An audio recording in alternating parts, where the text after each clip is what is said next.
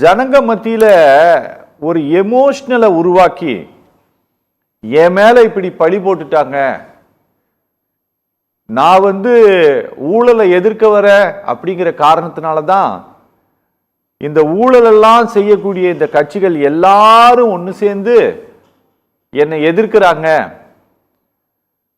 இது ஒரு கல்லாப்பெட்டி கூட்டணி. அங்க இருக்கிறவங்க ஒரு ஊழல் சக்தி. இப்படியெல்லாம் இவர் பேசி கொண்டிருக்கிறார்ல சார். இதை பேசிக்கிட்டே இருக்கும்போது தான் அந்த எமோஷனலுக்குள்ள கொண்டு என் மேல இப்படி பழி போட்டாங்க, நான் என்ன தப்பு பண்ணேன், என் மேல பழி போட்டீங்களே, அதுக்கு என்ன காரணம், மனசாட்சி இல்லாம போட்டீங்களே அப்படின்ட்டுலாம் நல்லா இருந்தது சார் அது கேட்கறதுக்கு. அந்த மாதிரி பேசிட்டு போறாரு இல்ல சார். இது ஜனங்களுக்குள்ள போய் இது ஏதாவது ரியாக்ட் பண்ணுமா சார், ஓட் பேங்க அதிகப்படுத்துவதற்கு?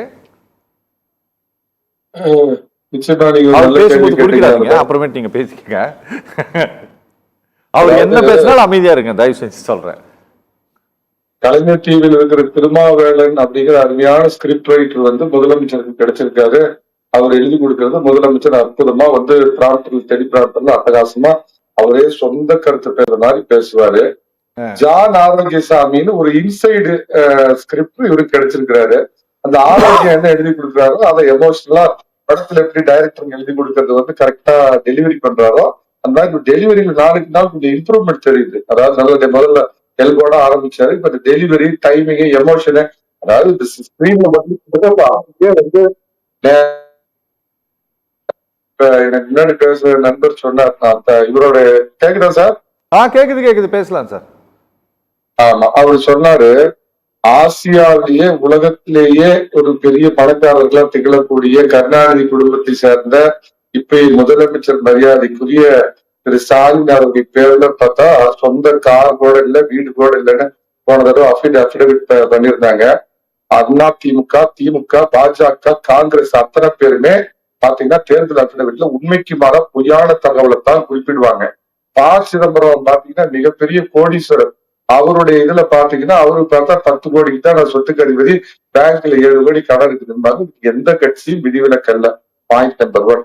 வரும் சட்டசபை தேர்தலில் போட்டியிடும் எங்கள் யோகோ ஜோசப் விஜய் அவர்கள் அவருடைய அபிடவிட்ல கிட்டத்தட்ட தமிழகத்துல ஒரு 10 ஆண்டுகளா சூப்பர் ஸ்டார் ரஜினிக்கு கொஞ்சம் கீழே இருந்தார், அப்புறம் ரஜினியை முன்னுக்கு தள்ளி ஒரு படத்துக்கு 200-300 கோடி வாங்குறவர்கிட்ட குறைஞ்சது பாத்தீங்கன்னா 20 ஆண்டுகள் இருக்கிறவங்க ஒரு 1000-1500 கோடி ரூபாய் அவருக்கு சொத்து இருக்கணும். அப்ப அவருடைய அபிடவிட்ல இந்த தடவை எல்லாருமே அயோக்கியன்கள், நான் தேவ தூதன் பார், என் பேர்ல 1500 கோடி ரூபாய் இல்ல 2000 கோடி எவ்வளவு அவர் சம்பாதிச்சாரோ அவரு பேர்ல இருக்கிறத அவரு வெளியிடணும். இது நம்பர் 1. அதே மாதிரி 234 தொகுதியில நிக்கிறதுக்கு ஆளுங்க இருக்குதா இல்லையா எனக்கு தெரியாது. நிக்கிற அத்தனை பேரும் தேர்தலுக்காக தேர்தல் கமிஷன் எவ்வளவு செலவிடப்படுறதுக்கு தொகை ஒதுக்கி இருக்குதோ 36 லட்சமா எவ்வளவோ அதுக்குள்ளதான் செலவிடுறாங்க. இதுக்கு விஜய் சார்பா அவருடைய நான் ஸ்போக்ஸ் பர்சனா நான் உத்தரவாதம் தர்றேங்க, ஒரு ஒத்த பைசா நாங்க அதுக்கு மேல செலவிட மாட்டோம் அப்படின்னு இவர் உத்தரவாதம் சொல்லணும். ஊழலுக்கு எதிராக பேசுறாரையா சார்? இந்தியாவில ஆசியாவிலே ஊழலுக்கு ஊற்றுக்கண் அப்படின்னா காங்கிரஸ் கட்சி. அந்த காலத்துல ராணுவத்துக்கு ஜீப் வாங்கினதுல தொடங்கி கிருஷ்ணமேனனோட ஊழல், போபாஸ் ஊழல், 2G ஊழல், கோல்கேட் ஊழல், ஊழல் ஊழல் ஊழல் ஊழலுடைய ஊற்றுக்கண் காங்கிரஸ் கட்சி.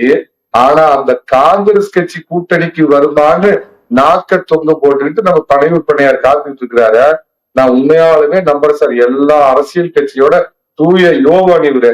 காங்கிரஸ் கட்சி ஒருவேளை தப்பி தவறி வந்தாலும் இந்தியாவின் ஊற்றுக்கண் ஊழலின் ஊற்றுக்கண்ணான காங்கிரஸ் கட்சியோடு ஒருபோதும் நான் கூட்டணி வைத்துக் கொள்ள மாட்டேன் அப்படின்னு அறிவிச்சாருன்னா உண்மையாலுமே இவரை போல ஒரு தூய அப்படியே கடவுளால் இறக்கி விடப்பட்ட கடவுளின் குழந்தை அப்படின்லாம் நம்ம ஏத்துக்கலாம் சார். அப்புறம் பாத்தீங்க அப்படின்னா, அதாவது சீசரின் மனைவி சந்தேகத்திற்கு அப்பாற்பட்டவராக இருக்க வேண்டும் அப்படின்னு சொல்லுவாங்க.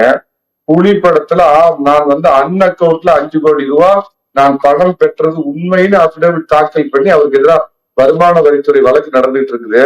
தான் வாங்கின ரோல்ஸ் ராய்ஸ் கார் சொகுசு காருக்கு வரி கட்டாம அதுக்கு கோர்ட்டுக்கு போனதுல வெறும் விஜய் அப்படின்னு போட்டு உங்க பேரை நீங்க உண்மையான யார் அப்படிங்கிற உங்க பின்புலத்தை மறைச்சு நீங்க நீதிமன்றத்தை ஏமாத்த முயற்சி பண்றீங்க அப்படின்னு நீதிபதி கிட்ட கடுமையான கண்டனத்துக்கு ஆளானவரு.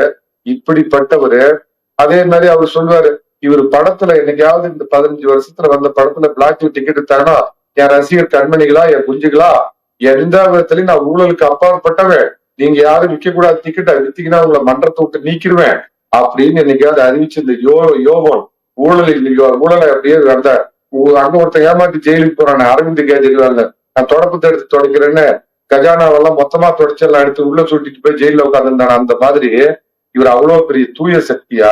சார் நான் திருப்பி கேட்கிறேன், மிகச்சிறந்த நடிகர், உச்ச நடிகர், இவருக்கு எதுக்கு ஓட்டு போடணும்? இவருடைய கொள்கை என்ன? எம்ஜிஆர் மாதிரி ஏதாவது பசி பட்னியை பார்த்து வந்தவரா, கீழ்நிலையில இருந்து வளர்ந்து வந்தவரா, திரைத்துறையில இருந்து கொண்டே ஒரு பக்கம் பாத்தீங்கன்னா அரசியல் திரு எம்ஜிஆர் அவர்கள் வந்து பாத்தீங்கன்னா 20 ஆண்டுகள் திமுகவோட 10 ஆண்டுகள் காங்கிரஸ்ல படிப்படியா முன்னேறி அந்த மாதிரி பின்புலத்தை கொண்டவரா, born with silver spoon, living in 50 ஏக்கரா பனையூர் பங்களா, coming in caravan, flying by chartered flight, going by Mercedes Benz, BMW, Rolls Royce car. இவருக்கு ஏழையின் பசி பட்டினி அவங்களுடைய வயிற்றுப்பாடு ஏதாவது தெரியுமா? இவருக்கு எதுக்காக மக்கள் ஓட்டு போனாரு? பதில் சொல்லுங்க. ஓகே ஓகே ஓகே எனக்கு ஒரு விஷயத்தை தெளிவுபடுத்துங்க சார். தான் சொல்வது எல்லாம் நம்புவதற்கு, கண்மூடித்தனமாக நம்புவதற்கு, தான் சொல்வதெல்லாம் உண்மை அப்படின்ட்டு நினைத்து அதுக்கு ரியாக்ட் பண்ணுவதற்கு, எதிர்வினை ஆற்றுவதற்கு ஏராளமான ரசிகர்கள் இருக்கிறாங்க. அவங்க தன்னை கொண்டாடி தீர்க்கிறார்கள், அதனால என்ன வேணா பேசிட்டு போலாம் அப்படிங்கிற மனோபாவத்தில் என்னென்னவோ பேசிட்டு போறாரா மேடைக்கு மேடை விஜய்? சார் அங்க ஒரு துண்டு சீட்டு, இங்க ஒரு A4 சீட்டு. முதலமைச்சர் பாத்தீங்கன்னா துண்டு சீட்டை வச்சிருப்பாரு, இவருக்கு ஜான் ஆரோக்கியசாமி A4 சீட்ல எழுதி கொடுக்குறாரு. இடையில இவ்வளவு நாள் நடிச்சுக்கிட்டு இருந்தவரு இன்னைக்கு மக்கள் மன்றத்துல வந்து நடிக்கிறாரு, தன்னை ஒரு கல்ட் அப்படின்னு நினைச்சுக்கிறாரு சார். அதாவது தான் ஒரு கடவுளின் அவதார சக்தி. நான் கேக்குறேன் சார், ஒரு 10 மீட்டிங்ல சர்வசாதாரணமா திருச்சி, சேலம், திருவள்ளூர், கோயம்புத்தூர், ஈரோடு, தருமபுரின்னு நீங்க 10 கூட்டத்துக்கு போனீங்கன்னா இந்த கூட்டம், இந்த மவுஸ் எல்லாம் அடிபட்டு போயிடுது சார். என் புரட்சி தலைவரை விட அதிக ரசிகர்களை பெற்றவராகிறது புரட்சி தலைவர். இன்னைக்கு மக்களோட நேர்ப்பு. இவர் ஏன் போகல? 3 மாசத்துக்கு ஒரு தடவை போறாருன்னா, இந்த கோயில்ல போனோம்னா அப்படி சாமிகிட்ட கற்பூரத்தை காமிச்சு டப்புன்னு அப்படி அமிச்சிடுவாங்க, நம்ம கண்ணிலே நிக்குமே. அந்த மாதிரி வெளியே பொந்துல இருந்து பனையூர் பங்கர்ல இருந்து வெளியே வரணும். அப்படி வந்து சினிமா டைலாக் ஜான் ஆரோக்கியசாமி எழுதி கொடுத்தது பேசணும், உள்ள போய் புந்துக்கணும் அப்படின்னு அந்த திரைக்கவர்ச்சி ஒண்ண வச்சுக்கிட்டு அதுல அதீத நம்பிக்கையில நாம அகில உலக சூப்பர் ஸ்டார் இருக்கிறாரு, மண்ணை கவுவாரு, திரும்ப அதிகாரம் போட்டு போய் சன் பிக்சர்ஸ் கிட்டையும் ரெட் ஜெயிண்ட் போய்கிட்டையும் போய் படம் கொடுங்கன்னு கேட்பாரு. அவங்களால இறக்கி விடப்பட்டவர் தான் இவரு. அவங்க ஒண்ணு குடிக்க போய் இது வேறையா மாறி போச்சோ, நாங்க குத்துதே கொடைதாங்கிறாங்க. கமலஹாசன் எப்படி 2021 தேர்தலில் அதிமுக ஓட்டை பிரிக்கிறேன்னு இறக்குனாங்களோ திமுக, அந்த மாதிரி திமுகவால் தயாரிக்கப்பட்ட 2.0 கமல் 2.0 தான் Joseph Vijay. Okay sir, okay sir. Sir வணக்கம் சார். இறுதியா ஒரே ஒரு கேள்வி மணிகண்டன் சார். அதாவது இந்த 2026 தேர்தல் 50 ஆண்டுகளுக்கு ஒரு முறை நிகழக்கூடிய ஒரு மாற்றத்தை கொடுக்கக்கூடிய தேர்தல் இது. இந்த தேர்தல்ல வந்து வழக்கம் போல மக்களுக்கு அதை தரேன் இதை தரேன் அப்படின்னு சொல்லி ஏமாத்தியெல்லாம் ஜெயிக்க முடியாது அப்படின்ட்டு விஜய் பேசி சென்றிருக்கிறார். அந்த அதை தரேன் இதை தரேன்னு சொன்னது 2 கட்சிகளும் சொல்லுது. அதிமுகவும் சொல்லுது, நாங்க ஆண்களுக்கு பஸ் ஃப்ரீயா கொடுப்போம், 2000 ரூபாய் கொடுப்போம்ட்டு. இவங்களும் என்னங்கிறாங்க, ஆட்சி மாற்றம் நிகழ்ந்தவொடனே உரிமை தொகை 2000 ரூபாய் கொடுக்க போறோம்னு சொல்லிட்டு இந்த 2 கட்சிகளையும் தான் சொல்லியிருக்காரு சார். அதுக்கு ஏதாவது பதில் சொல்ல விரும்புறீங்களா? 50 இயர்ஸ் நடக்கக்கூடிய மாற்றங்கள் இல்ல. எனக்கு என்ன ப்ராப்ளம்னா, ஏன் ஒரு செலக்டிவ் அம்னீசியா வந்துருது? இதே மாதிரி நாங்க அதை கொண்டு வரோம் இதை கொடுக்குறோம்னு சொல்லி கர்நாடகாவிலயும் ஆந்திராவிலயும் காங்கிரஸ் கட்சி ஆட்சியே பிடிச்சத, அந்த காங்கிரஸ் கட்சியை பத்தி ஒண்ணுமே பேச மாட்டேங்கிறாரு. ஊழலுடைய ஊற்றுக்கண்ணு நான் திரும்ப திரும்ப சொல்றேன்.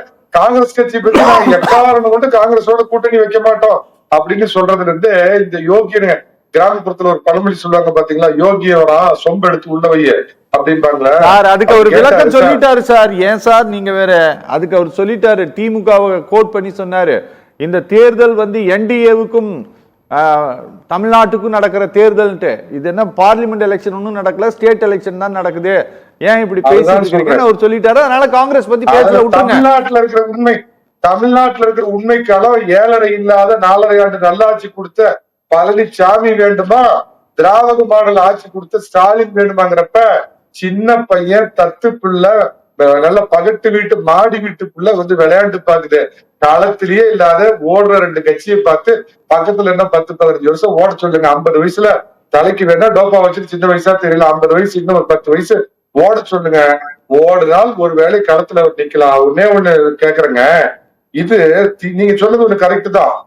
இவர் பிரதமர் வந்து வட மாநிலங்கள்ல திமுக விமர்சிச்சா இது தமிழர்கள் மீதாதான் தாக்குதல் உடன்பிறப்பேன்னு திமுக காரன் கிளப்புவான். அதையத்தான் தம்பி ஜோசப் விஜயும் பண்றாருங்க. ஒரு விஷயம் சொல்றேங்க, ஒரே ஒரு வார்த்தையில் முடிச்சிடுறேன். திமுக தமிழகத்தில் வளர்ந்த விஷமரம், தாவேகா வளர பார்க்கும் விஷச்செடி. இதையும் அழிக்கணும், அதையும் வெட்டணும். Okay sir, okay.